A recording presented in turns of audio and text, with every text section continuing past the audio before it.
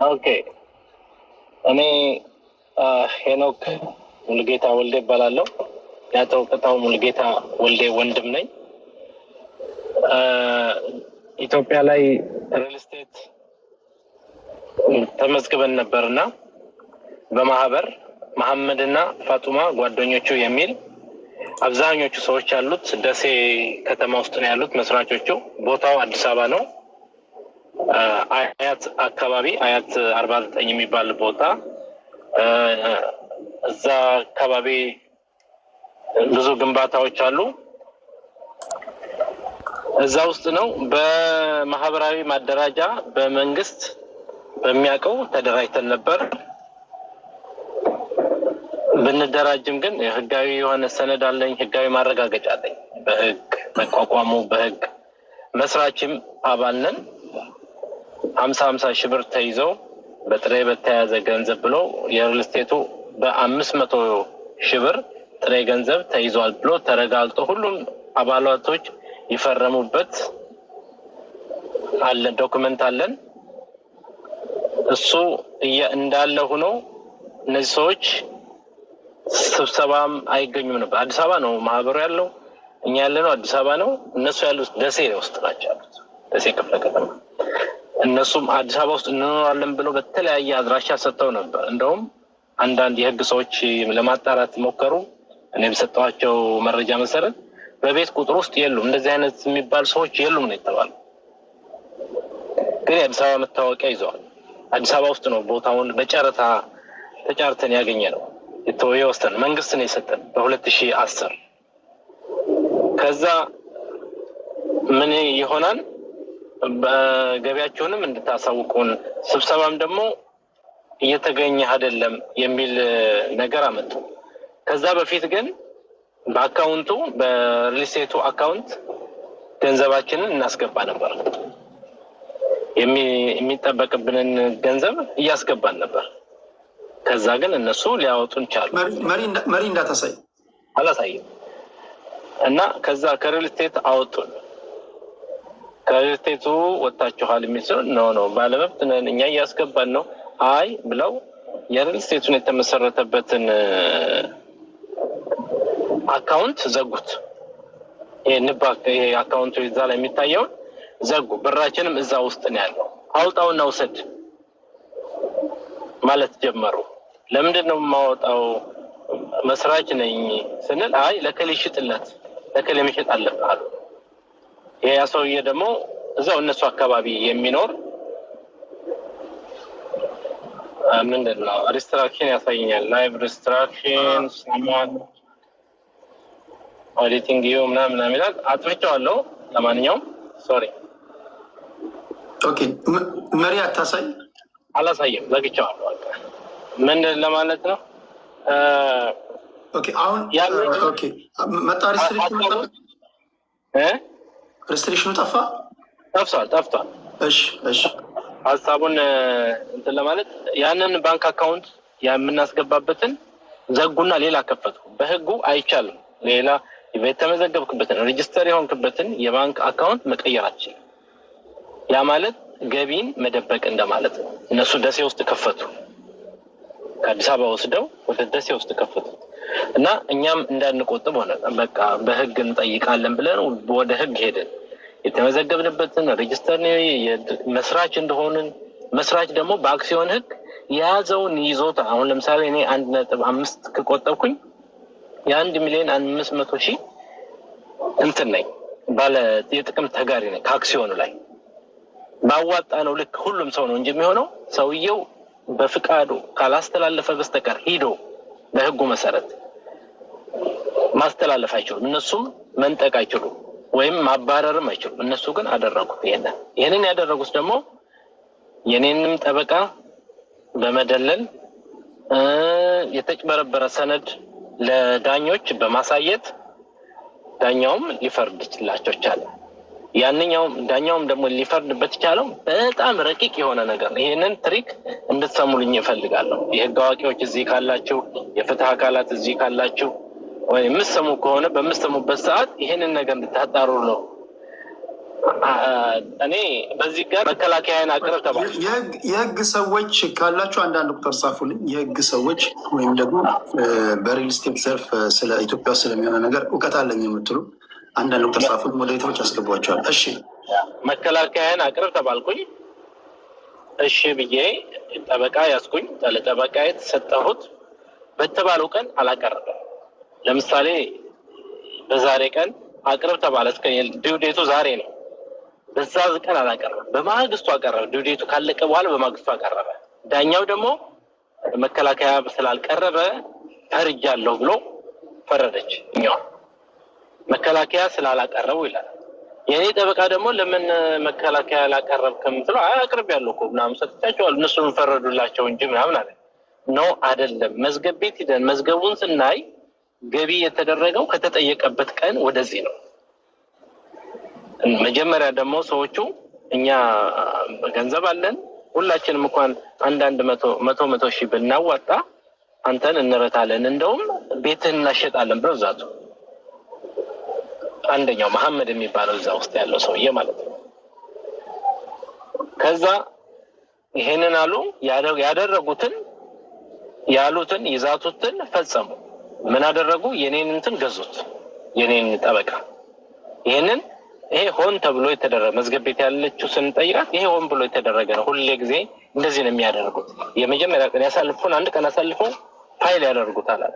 ፋይል ማድረግ ካለበት መጀመሪያ ነው፣ ከዳኛው ከመቅረቡ በፊት ነበር ማደረግ ያለበት። እና ጠበቃህን ብትከሰው ይገባል አሉኝ። አሁን ጠበቃዬን ለመክሰስም እየተዘጋጀሁ ነው። እነሱ ግን አካውንቱን በመደበቃቸው አካውንቱን አንድ ኢትዮ ወሎ ወልዲያ ጤና ይስጥልኝ። ወሎ ይሰማል? ወሎ ወልዲያ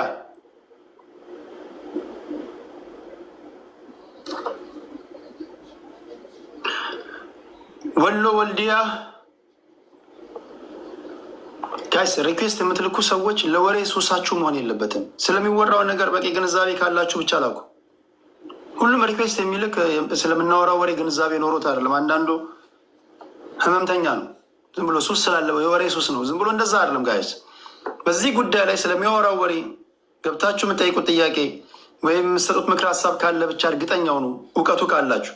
እሺ ቀጥላ ወንድሜ፣ ይቅርታ። እሺ እኔ ነው ቀጥል አንተ ነው።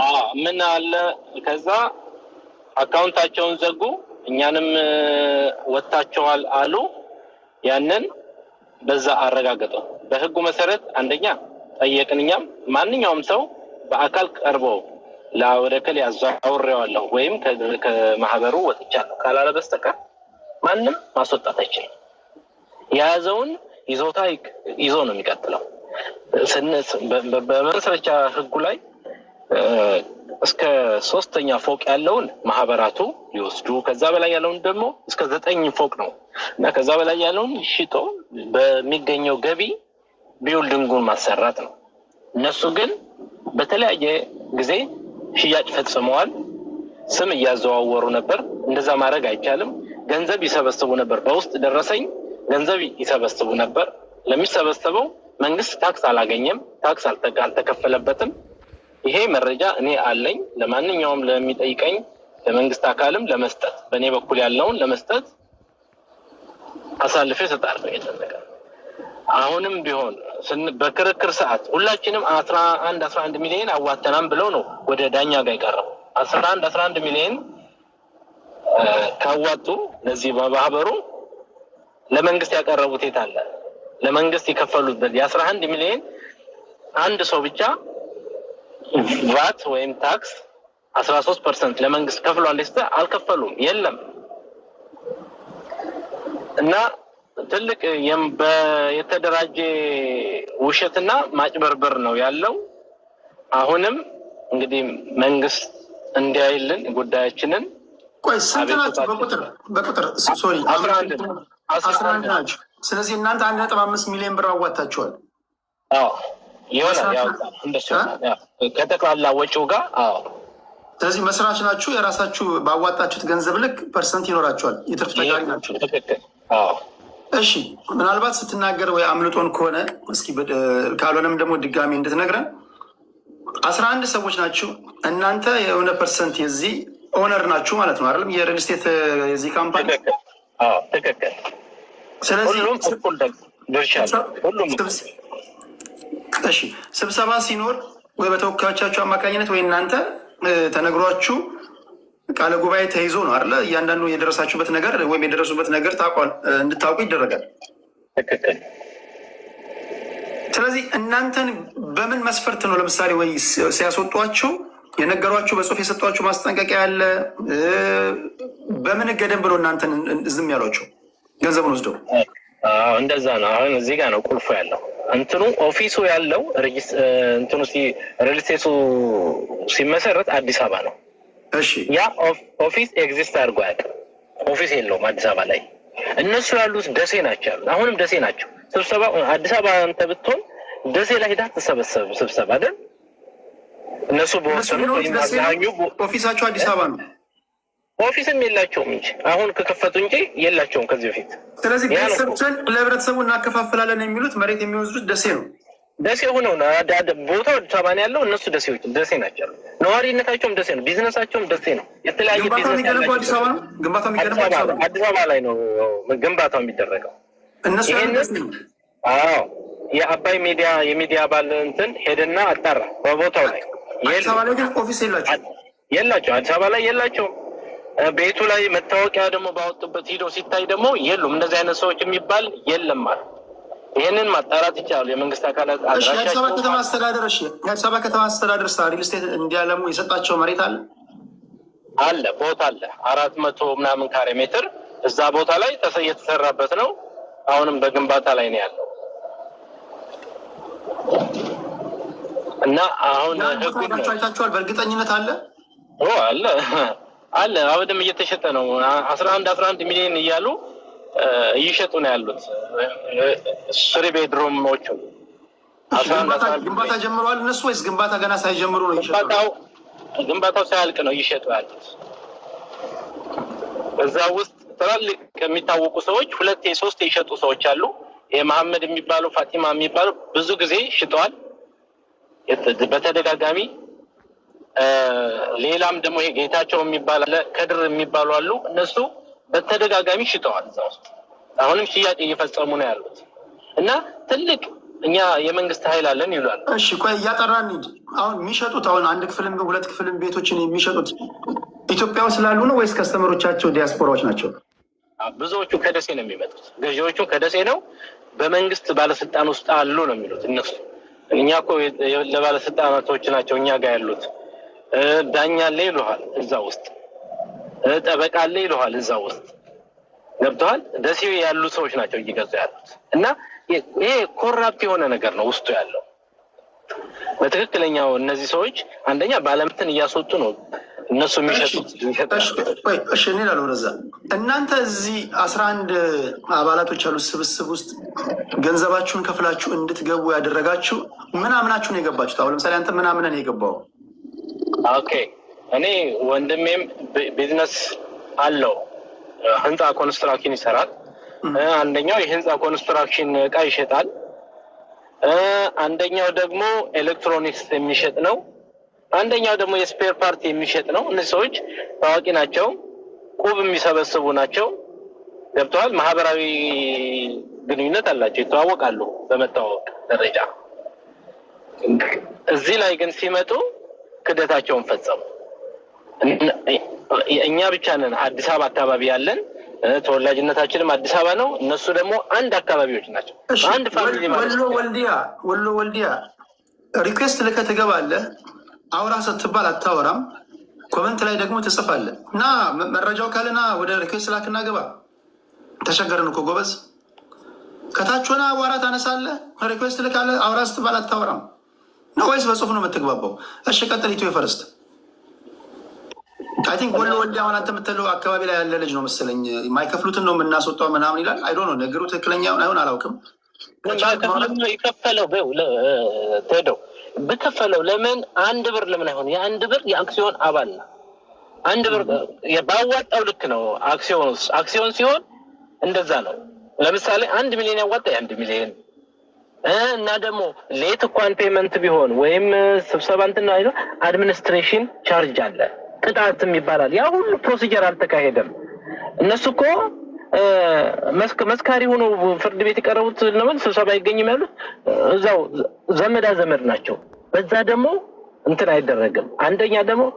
አንደኛ እሺ የመንግስትን በውልና ማስረጃ አንተ ያረጋገጥከው ነው መረጃ ሰነዶች ያረጋገጡትን በማንም በዳኛ እንኳን አይሻርም።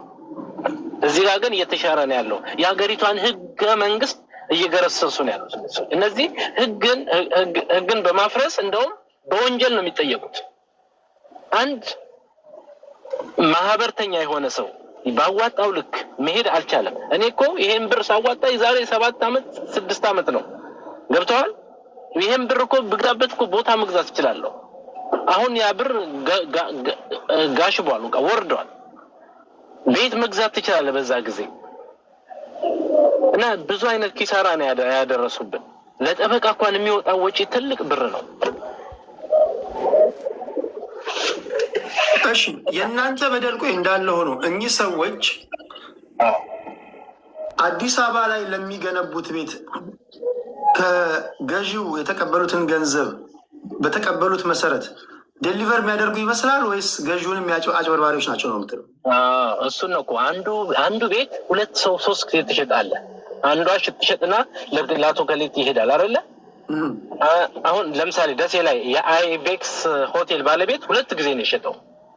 ይሄ ትልቅ ሰው ነው እንግዲህ 2 ጊዜ ሽጦ ወጥቷል። እና በውስጥ ገንዘብ ነው የሚታዘዙት፣ በትንሽ ብር ነው የሚዋዋሉት ለመንግስት የሚያቀርቡት። እና ደግሞ ሄደው ውልና ማስረጃ ያስፈጽማሉ።